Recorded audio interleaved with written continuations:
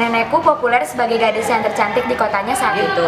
Banyak pemuda yang suka pada nenek dan bersedia memberikan cintanya, mulai dari yang tampan hingga yang kaya, berusaha menarik perhatian nenek. Tetapi nenek tak pernah tertarik pada semua pemuda itu. Hingga suatu saat, kakek bertemu nenek di sebuah pesta. Kakekku pemuda yang biasa-biasa saja, tidak tampan dan tidak kaya. Hari itu ia mengumpulkan semua keberanian dirinya untuk menyapa nenek, mengajaknya sekedar menikmati secangkir kopi di sebuah kafe di ujung kota. Entah mengapa nenek mengiyakan ajakannya. Di sana, mereka duduk berhadapan. Dengan wajah cemas, kakek berharap bisa berbincang banyak dengan nenek yang saat itu terlihat cuek dan tak terlihat tertarik sama sekali. Di tengah perbincangan yang membisu, kakek memanggil seorang pelayan. "Pak, bolehkah aku meminta sedikit garam untuk dimasukkan pada kopi ini?" Semua orang yang ada di sekitar kakek dan nenek keheranan, untuk apa garam dimasukkan ke dalam kopi? Hal tersebut berhasil menarik perhatian nenek. "Untuk apa kau menaruh garam di dalam kopimu?" tanya nenek. "Oh, ini hanya sebuah kebiasaan lama ayahku. Dulu aku tinggal di sebuah desa dekat pesisir pantai, di mana kami biasa menambahkan garam pada kopi agar tetap ingat pada laut, tempat tinggal kami, dan hari ini aku rindu kampung halamanku. Aku juga rindu pada orang tuaku yang sudah meninggal. Agar aku tak lupakan mereka, aku terbiasa menaruh garam di dalam kopiku," tutur kakek.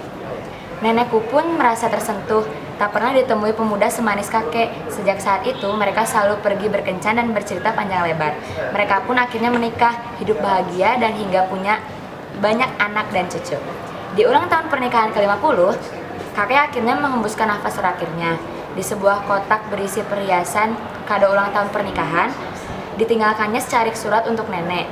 Karena mata nenek sudah kurang jelas untuk membaca, maka ia memintaku untuk membacanya. Kira-kira beginilah isi surat itu.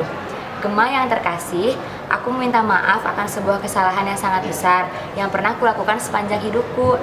Aku menyimpan sebuah kebohongan besar selama ini. Ingatkah saat aku mengajakmu ke coffee shop hari itu? Saat itu aku sangat gugup sekali. Saking gugupnya, aku ingin meminta tambahan gula untuk kopiku. Namun entah kenapa yang terucap adalah meminta garam. Aku tak ingin terlihat konyol di depanmu. Akhirnya aku mengarang cerita itu.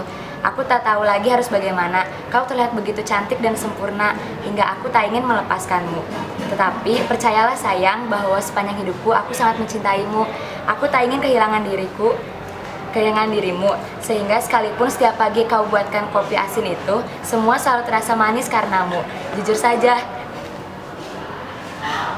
kau mungkin tak akan suka rasanya, karena sebenarnya rasanya sungguh tidak enak. Gema, aku hanya ingin kau tahu bahwa aku sangat mencintaimu." Air mata nenek pun turun membasahi pipinya.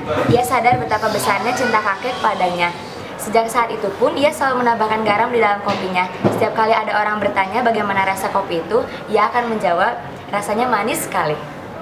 Yuk para pemuda, kita saling berbagi cerita karena kita pemuda dan